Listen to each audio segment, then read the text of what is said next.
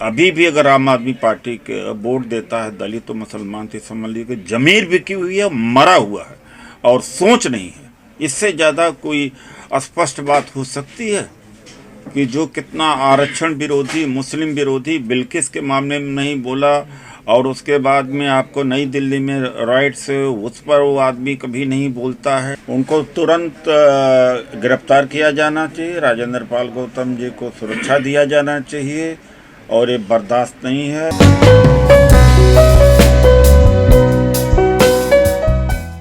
Note पर photo लगाना चाहिए। तो यह भी कहा कि एक तरफ गांधी जी भले रहें, दूसरे तरफ के लिए तो जहां अशोक की लाट है। तो आरक्षण विरोधी, दलित विरोधी पहले से रहे। 2008 में इक्वलिटी फोरम इन्होंने स्टार्ट किया था, आरक्षण का विरोध किया था। तो इनका मकसद है बौद्ध जो विरासत है, संस्कृति है, उसको ख़त्म करना। दूसरी बात यह है कि और भी महापुरुष जैसे डॉक्टर अम्बेडकर का फोटो लगाते हैं, तो फोटो से तो प्रेम है, विचार से नफरत है।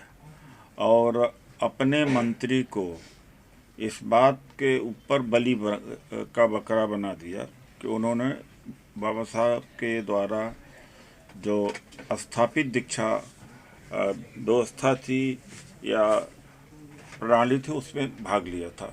तो डॉक्टर अम्बेडकर का तो फोटो से मोहब्बत है लेकिन विचार से नफरत है। तो ये आदमी बहुत ही ज़्यादा आरक्षण विरोधी आदमी है।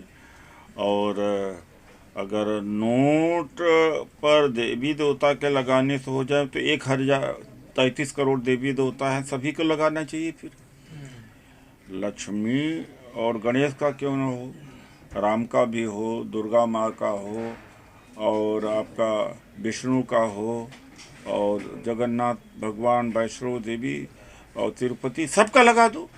फिर ज़्यादा आर्थिक रूप से भारत मजबूत हो जाएगा। तो सबका कहना चाहिए था। दूसरी बात है कि जिसका चित्र लगा के घूम रहे हैं उनके बारे में क्यों भूल गए डॉक्टर अम्बेडकर को और भगत सिंह जी का, उनकी भी फोटो की मांग करना चाहिए। पर उसकी मांग कांग्रेस ने की है सर। मनीष तिवारी कह रहे हैं कि मैंने मांग किया था उनकी, इसकी बात है। वो खैर उनका मीडिया उनको भाव दे गई, तो बाकी हमने भी किया, कांग्रेस ने भी किया।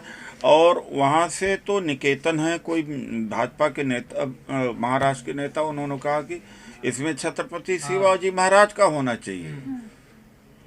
तो केवल इन्हीं का क्यों, दो तो इनमें हिंदुत्ववादी, मनुवादी बनने की होड़ है कि हम बीजेपी से ज़्यादा बड़े मनुवादी हैं।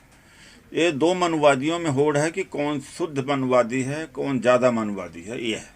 पर ये तो पढ़े लिखे हैं सर, IIT है, तो ये ऐसी कैसी बहुत बात कर सकते? बेहद महत्वाकांक्षी, बेहद झूठ बोलने वाले व्यक्ति, बेहद धूर्त व्यक्ति हैं। मैं यही कह सकता हूँ। मुझे तो अफसोस है कि लोग IIT के एजुकेशन के ऊपर क्या सोचते होंगे कि क्या IIT प्रोडक्ट ऐसे होते हैं। लेकिन यह भी जान लेना चाहिए कि काबुल में गधे भी होते हैं। नहीं, सभी घोड़े नहीं होते, यहाँ गधे भी होते हैं काबुल में। तो ये सब राजनीतिक से प्रेरित बयान था उनका, या वाकई और में क्या ऐसा सोचते हैं वो? और क्या, राजनीति से नहीं तो क्या था। शीला दीक्षित को जेल भेजेंगे, लोग प्रभावित हो गए भ्रष्टाचार में। यहाँ आज 8 करोड़ जितने 8 लाख या कुछ नौकरी हम पक्की कर देंगे, प्रभावित हो लोग। सफाई कर्मचारियों का सब पक्का कर देंगे, प्रभावित हो गए। तो झूठ बोल करके किया है। लेकिन सर ये तो हमेशा एजुकेशन, स्वास्थ्य की बात करते थे, अब अचानक ये इनके जो विचार बदलने लगे हैं, तो क्या ये बीजेपी को कंपटीशन कर रहे हैं या फिर इनकी हकीकत सामने आ रही है? बीजेपी को कंपटीशन कर रहे हैं एक, और दूसरी बात हकीकत। क्योंकि शुरू में तो इन्होंने कहा था हम भ्रष्टाचार के खिलाफ लड़े हैं। लोकपाल की रिपोर्ट 3 साल से ठंडे बस्ते में पड़ी हुई। जिस लोकपाल के कारण आए हैं, जिस कोल अवेंटन G2 स्पेक्ट्रम का विरोध करते सत्ता में आए हैं, और ये कहा था कि हम आते जेल में भेजेंगे, कुछ भी नहीं किया।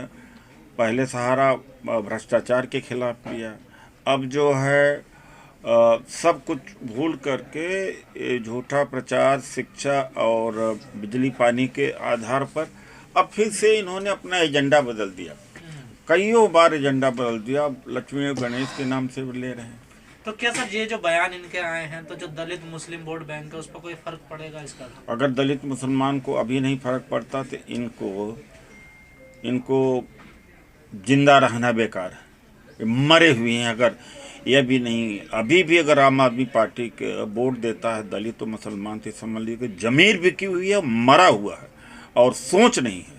इससे ज़्यादा कोई स्पष्ट बात हो सकती है कि जो कितना आरक्षण विरोधी, मुस्लिम विरोधी बिल्किस के मामले में नहीं बोला, और उसके बाद में आपको नई दिल्ली में राइट्स, उस पर वो आदमी कभी नहीं बोलता है, और तमाम सारे मुद्दे के ऊपर वो कभी नहीं बोलता है। दलितों का आरक्षण खत्म हुआ उस पर कभी नहीं बोला, निजीकरण के खिलाफ कभी नहीं बोला, लाखों करोड़ों भर्तियां खत्म हो गई, कभी उनके पक्ष में नहीं बोला।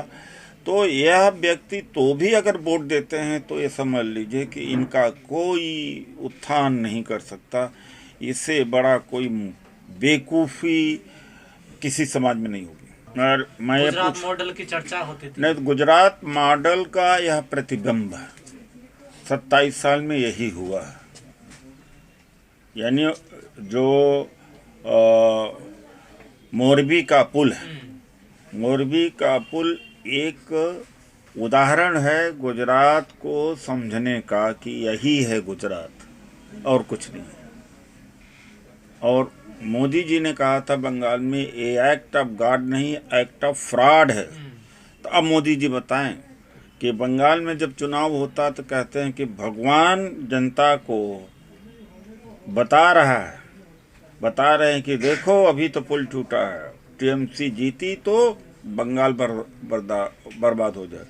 अब भगवान बता रहा है कि मोरबी का पुल अभी टूटा, अगर बीजेपी दोबारा जीती तो गुजरात बर्बाद हो जाएगा। सर तो ये निजीकरण का उदाहरण है क्या? इसे प्राइवेट कंपनी कर रही थी ना, इसकी देखभाल यही होगा आप प्राइवेट कोई पटेल है, कॉन्ट्रैक्टर है, निजी कंपनी ने किया, उसको 2 करोड़ रुपए के आसपास दिया है। एक बहुत अच्छा सवाल है, मुझे जवाब देने में अच्छा लग रहा है। तो सब ये निजीकरण का इसी तरीके से होगा। ठीकरा फोड़ दिया इस पे। ठीकरा फोड़ना नहीं कह सकते हैं। निजी क्षेत्र में जो भी काम हो रहे हैं, भारी घपला, जो सड़कें बन रही हैं, 14 हजार करोड़ की सड़कें, 8 हजार करोड़, और जितने पुल बन रहे हैं दूसरे दिन गड्ढे हो जा रहे हैं, साल भर के अंदर टूट रहे। लेकिन बीजेपी के एमपी यह पूछे मोदी जी से कि एक्ट ऑफ गॉड है कि एक्ट ऑफ फ्रॉड है। सर राजेंद्र पाल गौतम को जान से मारने की धमकी दी जा रही है, 50 लाख का इनाम देने की बात कर रहे हैं, वो भी हिंदू संत अयोध्या के सर, माने संत। उनको तुरंत गिरफ्तार किया जाना चाहिए। राजेंद्र पाल गौतम जी को सुरक्षा दिया जाना चाहिए और ये बर्दाश्त नहीं है। और संवैधानिक व्यवस्था में यह अनारकी या इस तरह का धमकी बर्दाश्त नहीं है। सर साधु संतों की ऐसी भाषा होती है क्या? तो जब साधु संत हों तब तो बड़े बड़े मठा ढीस हैं वो तो अरे भाई जेड कैटेगरी में चलते हैं, सिक्योरिटी में चलते हैं, एयर कंडीशन में चलते हैं, पूरे दुनिया को कहते हैं कि मोह माया को त्याग करो। सिंहासन सोने के होते हैं, चांदी के होते हैं, सड़कों इनके वो होते हैं, नौकर चाकर होते हैं, बैंक बैलेंस होता है, हजारों करोड़ों की संपत्तियां होती हैं। तो ये हेट स्पीच नहीं है सर? ये जो तमाम और तो लोग हेट स्पीच में जेल जा रहे हैं। आजम खान के लिए, वो दलित के लिए बनी है ना हेट स्पीच, इनके लिए थोड़ी बनी।